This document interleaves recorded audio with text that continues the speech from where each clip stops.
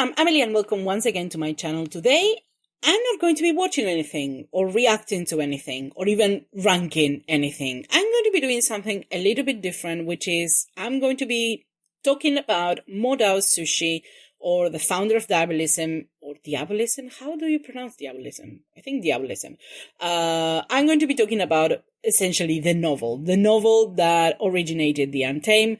And I'm actually really excited about this especially since I finished the Untamed, but also as I was watching it, I was always getting comments about, how different the novel was, or what things they have taken out, what things they had added, how different the characterization was. So I obviously got very curious about it. So I knew that I was going to read the novel, but I also wanted to find a way of sharing that experience with you guys. So this is what I'm going to be doing. I consider also a blog, but I'll be honest, I spend most of my life typing, so I don't think I had it in me to type anything much. So we are just going to be dealing with this, as a video. Although it's technically, more of like a podcast, and that is why I put the word podcast in the title, because I don't want it to be expectation that there's going to be any kind of video in this. There is not going to be any kind of video. This is going to be just me just talking. Obviously there is video because I'm uploading this to YouTube, so there has to be something. But that is just, decorative. That is, it's not something that you have to watch. The most important thing is just me talking. So for those who are not into that, for those who need something a little bit more visual, then this is probably not the thing for you. You're more than welcome to turn around and, go watch something else. So how am I going to organize these videos?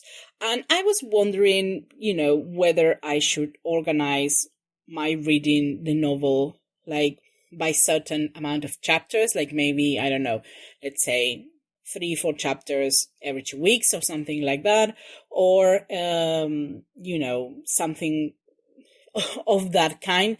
The other alternative that I had was to separate my reading in arcs.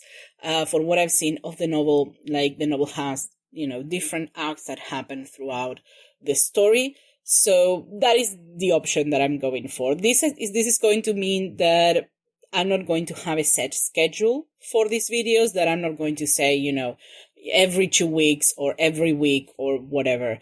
I'm going to just do it until I finish, and once I finish, I'll do the video, and that's it. Because obviously some arcs are a lot longer, some arcs are a lot shorter, so I have no idea how long it's going to take me to do, each arc. And to be fair, we are getting closer to December and January. Those are the months that are usually a lot, more free with my time. So probably when we reach that point, I'll be able to do this a lot more often. But for now, when I still have a lot of work, it's going to be just as long as it takes me to read it. Hopefully, it's not going to be, 2 weeks, something like that, between each video. But I'm not going to promise anything, because if there is an arc that is, 8 chapters, that is going to be a lot more difficult to me to do it in 2 weeks. So I don't know, we're going to see. But for now, that is the one that we are doing. Obviously, the first 2 chapters don't belong to any particular arc. I think they're separate. So that's why I'm doing those first, and then the next video is going to be the next arc. So obviously, in any case, I feel like every time that I put a schedule in this channel, it's going to mean that I'm not going to be able to follow it. I don't know why. I feel like maybe I shouldn't just put a schedule. Like, it's going to happen when it's going to happen, and we'll see. We'll see. We'll try not to make it too long, but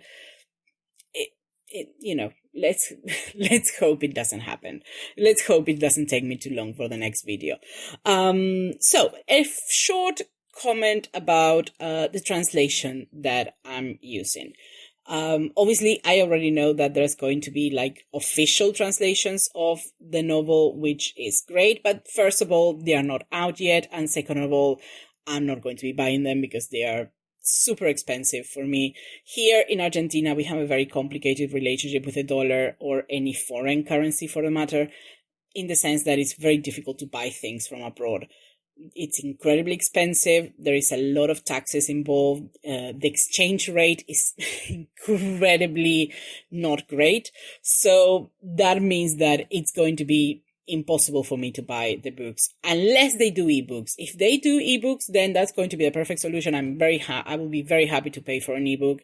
But as we are now, I'm not going to be buying the books. Also because delivery here is not as, safe, or is not as certain that I'm going to get the books. And if I'm paying that amount of money, I better get them. So, for now, it's not going to happen. Although I really encourage anybody who has the means to do it to buy the books, to support the project. And especially because the difference between reading, a professional translation, which is what I assume is going to be happening in the official translation, as opposed to, a fan-made translation, there is a huge difference. And let me just say this right away. I'm not going to criticize the translation. I'm not going to criticize the way it's done. I'm not going to make any comment about that, because I feel that this is something that the fans did because they love, they love the novel and they did it. It's a labor of love, and I don't think anybody should criticize it. And the fact that you're getting it for free is enough that you shouldn't criticize it. Just be thankful that it exists. And I am, and I'm not going to make any comment, because obviously I think the people who did it are not professional translators. So, what right do I have to comment on anything that they have done? I'm just grateful that they did it. That's it. But it's not a perfect translation, and the difference between that and a professional translation, I think, is going to be huge, especially because I've been noticing that a lot with Chinese media, that the translations are usually not great. I think, obviously, I'm used to a combination of languages in which translation is a lot more common, so there is, it being a common practice, I think it's a little bit easier. And obviously, because the difference between English and Spanish is not as great as I would say between, Chinese and English. So, I feel like it's a little bit easier to get there when it comes to translation. But for Chinese translations, I honestly haven't read anything, subtitles, text, anything that it has been good. And I don't know if it is because it's a lot less common to translate things in English, because there are not that many, good professional translators that are available. I don't know what it is, but it seems to be an issue here. And I really hope that is something that they can fix for the book. And that is probably another reason why I wouldn't buy the book until I can see a translation, because if I pay that amount of money and the translation is not good, I'm going to do something drastic. So I would suggest, please just create an ebook. I'm happy to pay for an ebook, and just do that. And maybe in the future, when I'm rich, because I win the lottery or something, maybe I can buy all of the books. But for now, that is not happening. So, the translation that I'm using is I'm actually using two translations because I'm very special like that. I'm doing the Exile Rebels translations, which is the English translation, but I also have the translation in Spanish, which now I don't have the name, but I noticed that the translation in Spanish, maybe because the translation in Spanish has been done from English rather than from Chinese, sounds a lot more natural to me. I feel like it's a little bit better in terms of not sounding strange. They at least made an effort to naturalize things a little bit, but I think that's a lot more common between Spanish and English. So that is the one that I'm reading first, and then I'm also rereading things in the Exile Rebels translation, because that's the one where I have the lot of terms, and that is something that they did amazing in that translation. There is great glossaries. There is a lot of explanations about why they decided to translate things in a certain way, which I think is a great work. So, in that sense, they did amazing. So I'm going for that one because I'm doing these videos in English, so I need to say the words in English, and I don't want to have to look for things, all of the time. So I'm reading both, which seems exaggerated now that I say it out loud, but that is how I do things, apparently. So that is all I have to say about the translation. Obviously, I think that the Exile Rebels translation is probably going to disappear once the actual book comes out. In that case, the one in Spanish, I had it in PDF, so it's not going anywhere. But I assume that hopefully by the time the Exile Rebels one is no longer there, that maybe I'm already used to the terminology that I probably won't have to check it all of the time with the other one, hopefully. But if not, well, it's going to be what it's going to be. Okay, so another warning for this video, and that warning is that there's going to be spoilers for the Untamed. If you haven't seen the Untamed and you're interested in watching in the future, then maybe don't watch the video, because I am going to be talking about the Untamed. I'm going to be discussing things that happen, not at the beginning, things that happen at the end of the Untamed. I'm going to be discussing a lot of things. Even at this stage, I know that I'm going to be discussing things for the Untamed that are happen, not in the first few episodes, but much later in the show. So that is just what is going to happen. So again, if you haven't seen the Untamed, or maybe even the Dongwa, I haven't advanced that a lot of with the Dongwa, but I'm probably going to be mentioning it too. So this is specifically done for people who have already consumed the adaptations, or maybe they're not that interested. The only one that I haven't seen is the manhwa, but maybe in the future, who knows? I don't know if that probably won't have a reaction. I'm just going to watch it on my own. But there's also the one that I always get recommended, which is the I don't know why I had the word teleplay in my head, but I know it's not that. No, it's gone. It's Sunday. You can't ask this much from my brain. But the other adaptation is the one that is sort of like acted out, but like sort of like a radio show, I think. That one I have to see if I get it, but again, I don't know how I could do it to react to it. I think it's going to be complicated, but I still want to hear it. So we'll see in the future what we can do about that. So this is it. Let's go to chapter 1 of the novel of Modao Sushi, and I'm calling this series of videos my Modao Sushi book report, because that is essentially what I'm going to be doing. I am going to first give a summary of the chapters that I read, and then I'm going to be making comments about it. I'm going to say, maybe the difference that I found with the Untamed, or just in general comments that I noticed. So that is how I'm going to structure these videos. So let's start with chapter number 1, that is the prologue. This chapter starts great. The first thing that happened in this chapter is great news, Wei Wuxian is dead. And this chapter, I feel, obviously it has an outsider's point of view.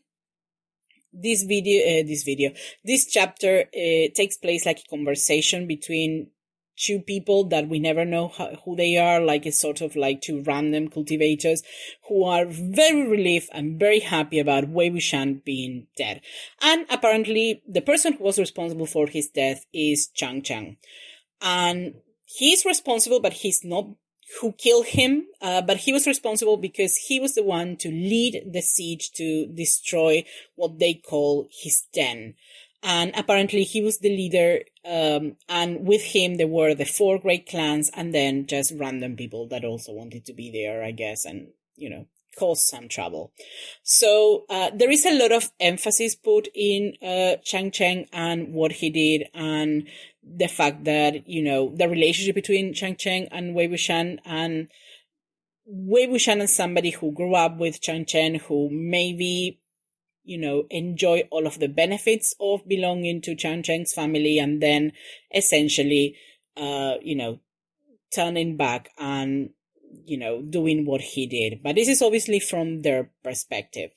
We also find out that the way Wei Wuxian died is that he lost control of what they call his ghost soldiers. I'm not sure what they mean by that, if they are actual ghosts or they are talking about, sort of like puppets or not puppets, because I think puppet is something that it only happens in the Untamed as a way for not saying like zombies. But I thought his army was actually like dead people, like zombies. So I don't know this about ghost soldier. Maybe they're actually ghosts. That one, I don't know. But apparently he was ripped to pieces due to death. Obviously, that's all we get about his death. We don't know anything else, but we do know that he's dead. In this case, there is no doubt that he's actually dead. And then there's a reference to something Wei Wuxian did, which he apparently killed 3,000 cultivators, or maybe thousands of cultivators. The number is not certain, but that is a very, very high number of cultivators. And then he essentially also destroyed an evil weapon before him dying, like an evil weapon that he was using. And that's it. That is the end of the conversation. So obviously, I think, well, I'm going to make my comments later. I'm going to finish with the summary, and then I have some comments to do, but I'll keep them. I keep them for later. Then we have like a second part in the same chapter. Like there is a part that is not a conversation, like that is the end of the conversation, and then we have a part that is more describing the situation. Obviously, this is also in the third person, not in the third person singular. It's like a third person narration of the events. And here it says that obviously the opinions that were expressed in the previous conversation were generalized, but it does say that there were some unconventional opinions that were brought down immediately. So obviously not a lot of room to disagree with these opinions about, being happy about Wei Wuxian being dead and he being guilty of everything that he was accused of. There's also the issue that nobody could summon Wei Wuxian, so obviously it seems like his soul had disappeared, either because it was destroyed when he was killed, like when he was ripped apart, or maybe because his soul has somehow escaped. I'm not sure why they were trying to summon him, for reasons apparently, or maybe just to check to know where he is, but it says that various clans tried to do it, but they failed. So in the end of the day, time passed and that was it. They consider him dead. They knew that he was dead. Apparently they were worried about where his soul could be, but nothing. They couldn't get it. And that is the end of the prologue. Then we start with chapter 2. And chapter 2 also starts very interesting, with somebody telling Wei Wuxian stop playing dead. As they kick him. And essentially Wei Wuxian wake up after 13 years being dead, and with somebody just kicking him, insulting him, telling him to stop pretending to be dead. Like, he wasn't pretending, but that is another matter. And also something interesting about when he wakes up is that he knows that a few years have passed, that time has passed while he was dead. And that is something that he comments on it several times during this chapter. So there is a young master who is mistreating him, like a young master and his, minions. And he's telling, this guy, he's not happy because apparently somebody who seems to be Wei Wuxian, but is obviously not Wei Wuxian, had telling him to his parents, and now he's, threatening and destroying everything he owned. He's making comments about he having studied cultivation, but then being kicked out from wherever he studied. So it's causing a whole mess. And poor Wei Wuxian, they are not confused, not knowing what's happening. That is not a good way to start your second life. Then this young master piece of shit, he tells his his lackeys that they shouldn't let him outside, like him, Wei Wuxian, but not Wei Wuxian, not let him outside for a few months so he wouldn't make a fool of himself. And then they leave, and that's it. So now Wei Wuxian is left to try to figure out, like, what the hell is going on. So the first thing that he does, which is I think it makes sense that he does this, is that he goes to a bronze mirror and he checks his face. And obviously he realized that that is not his own face, that there is what he calls a ghastly face that is covered in makeup. So obviously he's not in his own body. Then he notices, like, he starts looking around and, he notices that there is an array, and he realized that maybe there was some kind of, ritual that happened. And, he connects the dots and he realized that somebody had offered him a body. Like, he has been brought back from the dead and he had been offered a body. And apparently this is a technique that is used so that the person to whom they offer the body, that person could grant a wish to the person who is sacrificing their body. And usually the person who occupies the body is what Wei Wuxian calls a villainous ghoul.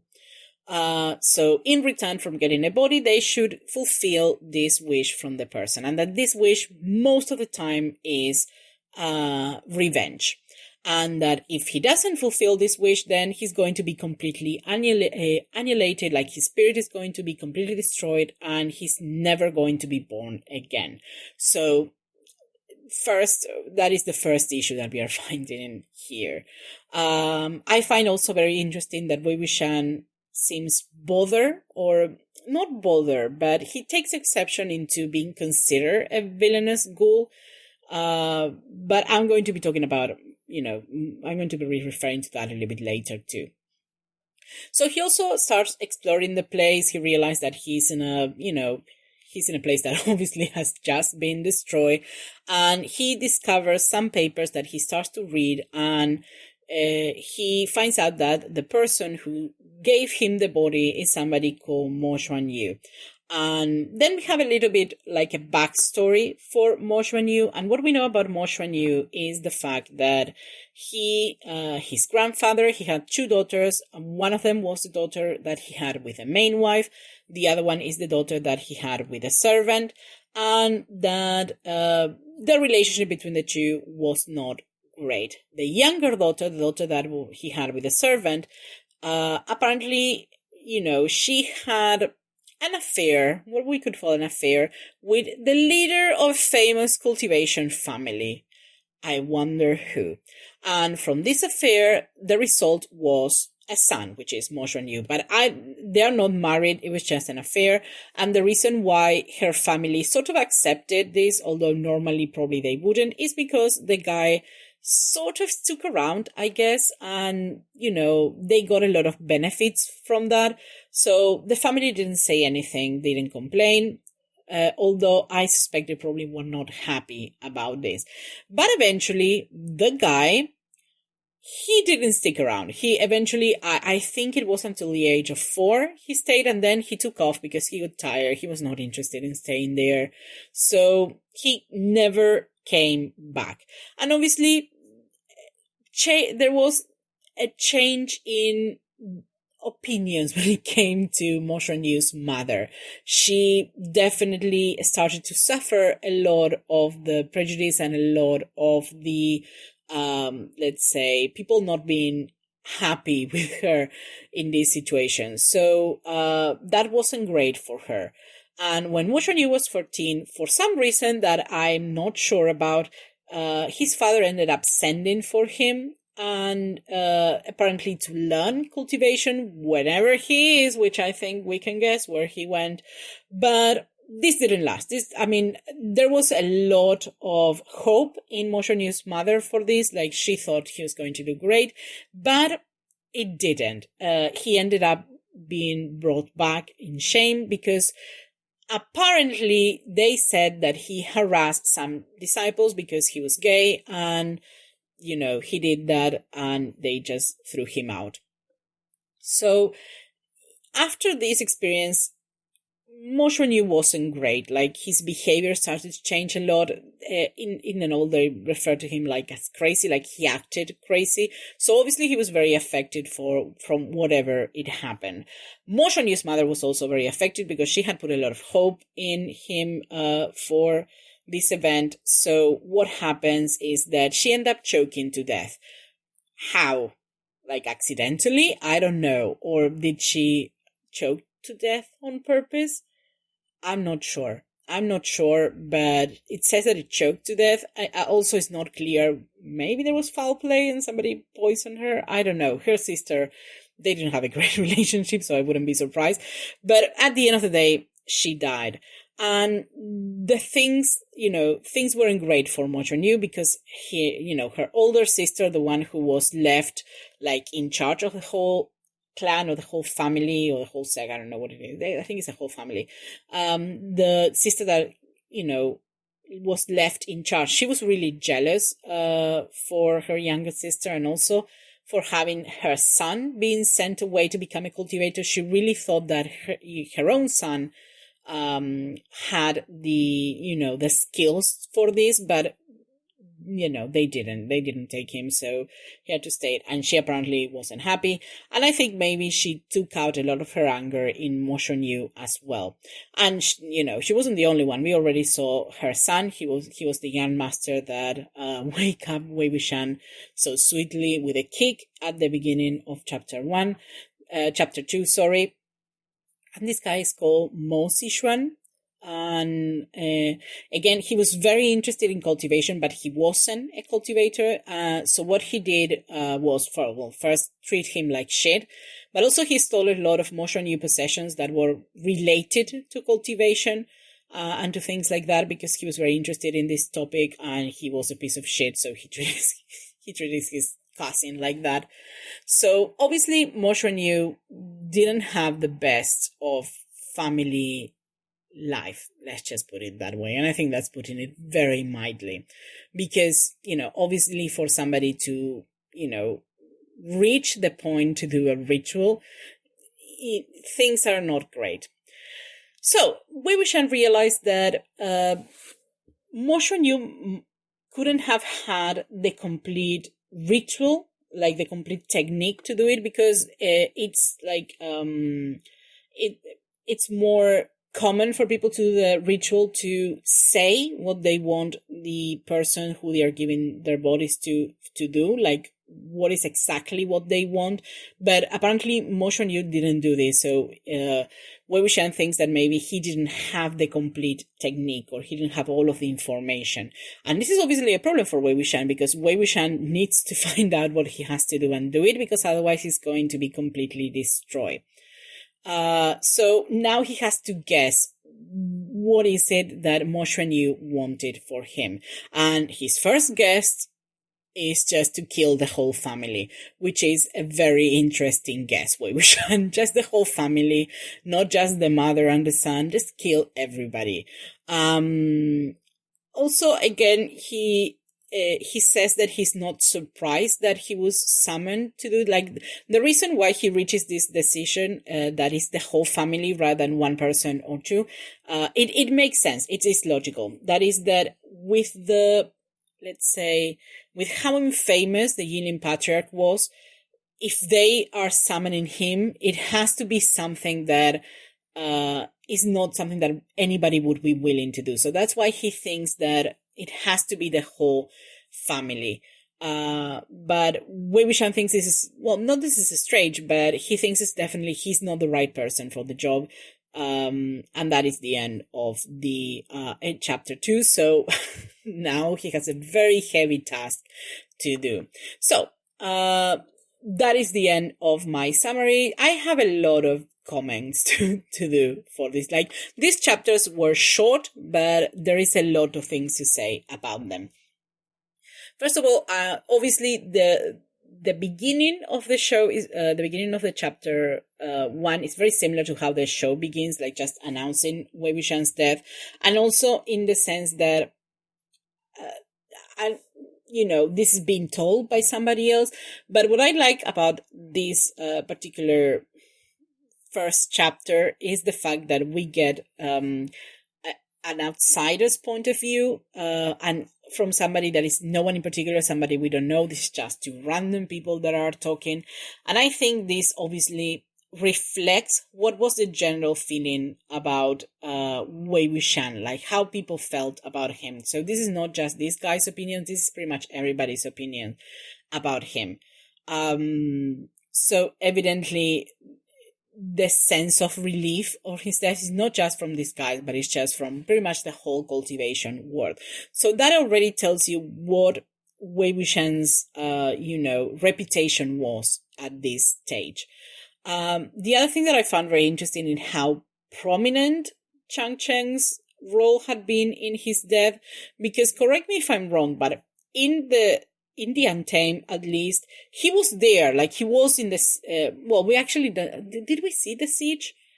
I don't think we see. Like, we saw Chang Cheng in Nightless City, but, like, just one more. And I don't remember if they said that he was the one to siege, to go to, the burial mounds to find, like, Wei Wuxian's lair, I guess. But by that stage, obviously, the death of Wei Wuxian happens very differently in the novel than it happens in the show. So the siege of burial mounds, I don't know. Does it happen? Well, I know it does happen because I know that Lang Wangji was there, but Wei Wuxian was already dead by that stage. So I don't know how prominent Shang Cheng's, role was in that, and if it even matters if Wei Wuxian was already dead. So I don't know, but I definitely, a lot of people told me that Chang Cheng is portrayed very differently in the novel. So I'm already starting to think things like that, because here is straight to, he was responsible. He was the one who did, like, he didn't actually do it. He didn't kill him, but he was really responsible. Like, if there has to be like somebody responsible, it's him. So obviously this is very different, for what happened, to him. And, already something interesting. Then we have Wei Wuxian's death in itself, which is absolutely horrific, just being torn apart by ghosts or zombies. I'm not sure. Not a lot of details. It's just, we are getting like a third person account. And that is something that is already very interesting, especially with what they say later. Like, a little bit later, they say that that Wei Wuxian had killed 3,000 and maybe 5,000 cultivators. So we can already tell that this guy's, this guy testimony is not going to be completely something that we can trust, because there seems to be a lot of exaggeration. Between 3,000 and 5,000, there is a big difference. There is 2,000 people. So obviously, I feel like with this conversation that we have at the beginning of chapter 1, we can feel like the temperature of the situation, as it were, like what are the feelings towards Wei Wuxian, but I don't know if I would trust completely like the facts of what these guys are saying, because already there seems to be some exaggeration, already there seems to be some misinformation, and there's always the official version is told by a very particular perspective. So I don't know if I'll trust these guys completely in that sense. And obviously, to me, it doesn't seem like were they there? I don't think so. There is obviously not even a second-hand account. So already, that is a very interesting way to start the chapter, and it's a very interesting way of showing how Wei Wuxian's reputation is become what it became because of these, sort of rumors and this sort of second-hand informations that was exaggerated. So I feel like that is very interesting, especially because of the image it creates of Wei Wuxian and what it is Wei Wuxian will be actually seeing. Obviously, if you have seen the Untamed, you already know how he is. But you hear about this awful person who killed 3,000, maybe even 5,000 people, who was absolutely terrible. Everybody's happy that he's dead. You create an image of somebody that is very particular, and then you meet Wei Wuxian. It's like, oh no, I think they made a mistake, and I think that's the problem. There is so much misinformation, there is so much exaggeration that at the end of the day, it's impossible to know what Wei Wuxian was like unless you actually knew him. And it's impossible to trust these things. So that is already something interesting. There is also a mention of an evil weapon, which he destroyed, right when he died. I'm pretty sure this is the Stygian tiger. I think that's the weapon that he had, because I know that yin iron is not a thing in the novel, but the Stygian tiger is. So I think that is the Stygian tiger that he destroyed.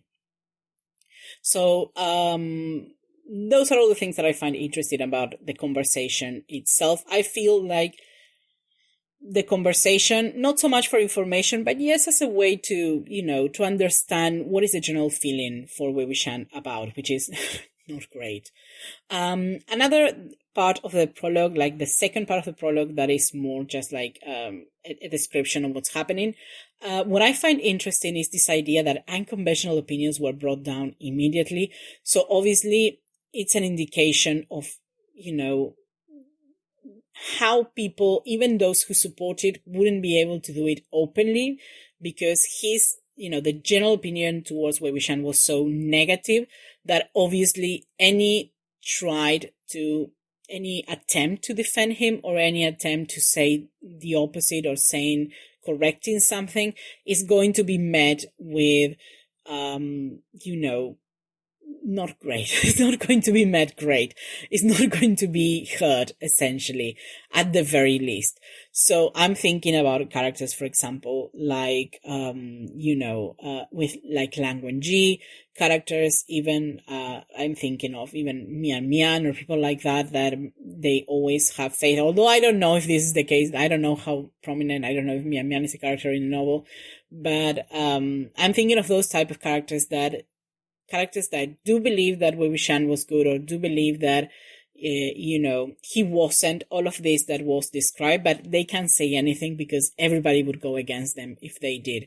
So evidently the climate after Wei Wuxian's death was not great. It was not something that you could you could just openly talk about. And that's it as far as the prologue. So let's go to the second chapter that is called Reincarnation. So in this chapter, obviously it's funny that the first thing they say is to stop playing dead. He wasn't playing dead. He really was dead. But I don't know. I just find that fact, that way of starting the chapter a little bit funny. The thing that I really find interesting about this is that we know that Wei Wuxian was dead for 13 years, but I don't think, obviously in the Untamed, this is not clear. It's obvious that he knew that he was dead, but it's not clear, like, what was happening there. Like, he was dead by how? Like, no, not how, like, what was his state?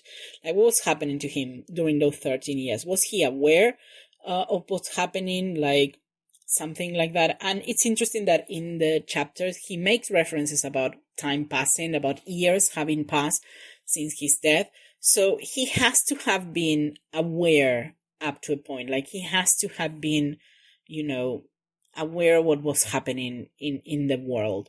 And there's also a mention, like he says something like a wandering ghost. So again, I'm very curious about what was going on with him. I don't know if it's something that they're going to go into. I think probably not, but I do find it very, very interesting, because what was happening? Like, was he able to see what was happening in the world? I'm guessing no, but he definitely was aware of time happening, and that he was dead and things like that. And I think this is interesting, especially, and this is talking about the Untamed. Obviously, I don't know what it's going to be like here in the novel, but I feel like the Untamed, if you compare the Wei Wuxian at the end of his first life and at the beginning of his second life, you can tell that there is some maturity there. And obviously you can, say that maturity is because of all the experiences that he lived, all the trauma that he lived. Like, sometimes they do, I don't want to say help, because it's definitely not that they help. They cause people to maybe mature faster. But also it's interesting to think that in those years, if he was more or less aware, like during his death, if he was more or less aware, like, I don't know what happened during these years. Did he grow as a person? Like, I guess no, because he was dead. But I don't know. I'm just curious, and I find it interesting that that is something that is particularly mentioned. Then the other thing that I have here, obviously in the Untamed, it was never clear what would happen. Well, the only thing that they say is that if he doesn't fulfill the task that Moshe Yu gave him, that the wounds that he got were never going to heal. Obviously, in this one, he doesn't get wounds, he doesn't get anything, he just had to guess what Moshe Yu wanted, so that makes things a lot difficult. But also, his stakes are higher, because if he doesn't do it, then he's going to be completely destroyed. I assume that in the Untamed, they needed a way to, make it more clear what he had to do, rather than him just assuming that he has to kill a whole family. But also I think with the last wound, that maybe he was creating some kind of mystery that we were going to get the payoff a lot later in the show. And also combine that with the idea that, the technique that Moshe Yu was using was incomplete, so he never actually told Wei Wuxian what he wanted him to do.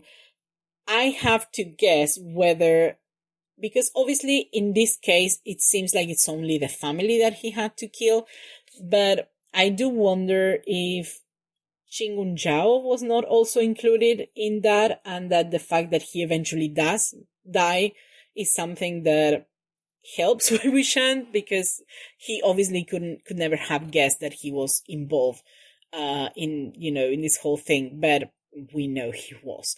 So I'm guessing if he wasn't also a name that Moshe Yu wanted to include for his revenge, but obviously Wei Wuxian has no way of knowing, and the fact that he dies at the end is just, it just works in his favor.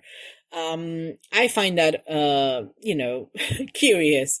We'll see how it develops here in this story, because in here, obviously, we don't get any mention of Xing Guangxiao, not even of Xing Guangshan, although we know that it's Xing Guangshan. We know that it's that literal piece of shit Xing Guangshan who got this poor girl pregnant and, did all he did. I'm also curious of why he took Moshe Yu when he was 14.